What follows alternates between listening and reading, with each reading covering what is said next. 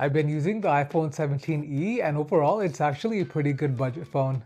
But after spending time with it, there are definitely some things that really annoy me. And in this video, I'm going to tell you 10 things I hate about the iPhone 17e. Because if you're thinking about buying this phone, there are some compromises you should definitely know about.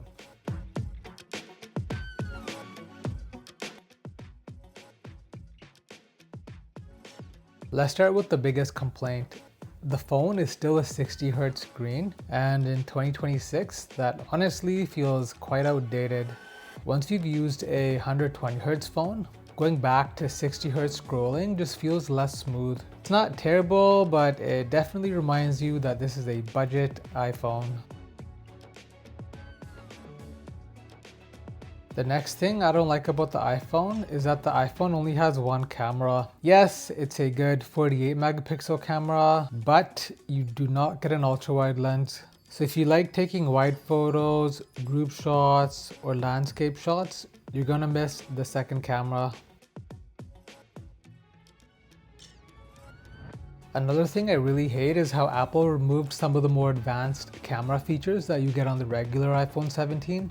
Things like more advanced zoom options and some photography tools. So while this camera is good, it's definitely not the full iPhone camera experience. Another thing I hate is the price. The price really bothers me. The iPhone 17e starts around $899, but if the regular iPhone 17 is only $150 to $200 more, it honestly makes more sense to just save up and buy that instead. You get way more features and a more complete phone. Another thing Apple cut is the higher end display technology. You don't get ProMotion, you don't get the brighter panels found on the Pro models or even the base iPhone 17 model. So while the display looks good, it's definitely not the best screen Apple makes. I also really hate that Apple did not include the dynamic island, and they also took away the always on display, which I loved. Another thing I noticed while using this phone is that it just feels like a slightly limited version of the regular iPhone. Apple clearly had to remove some features to keep the price lower. So while the iPhone works great, you can tell it's not the full iPhone experience. Even though the base model now starts with 256 gigabytes of storage, there are still limited storage upgrade options compared to higher end iPhones. So for people who shoot a lot of photos or videos, that might become a limitation over time. Another thing I hate is that you do not get the telephoto camera, which means you can't get true optical zoom like on the higher end iPhone. So zoom photos rely more on digital cropping.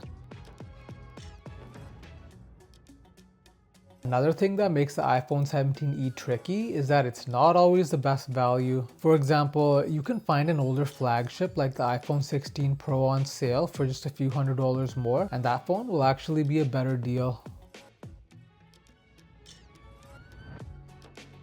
The final thing I don't like about the iPhone 17e is that you can clearly see where Apple cut corners. To hit the lower price, they had to remove extra cameras, high refresh rate, a lot of premium features. None of this makes the phone bad, but it definitely makes it feel like a budget option. So after all that, is the iPhone 17e still worth buying? Honestly, yes, but for the right person. If you want the cheapest, modern, smallest iPhone, it's still a good phone. But if you can afford to spend a little more, I would honestly recommend getting the iPhone 17 instead. Alright guys, thanks for watching. See you guys in the next one.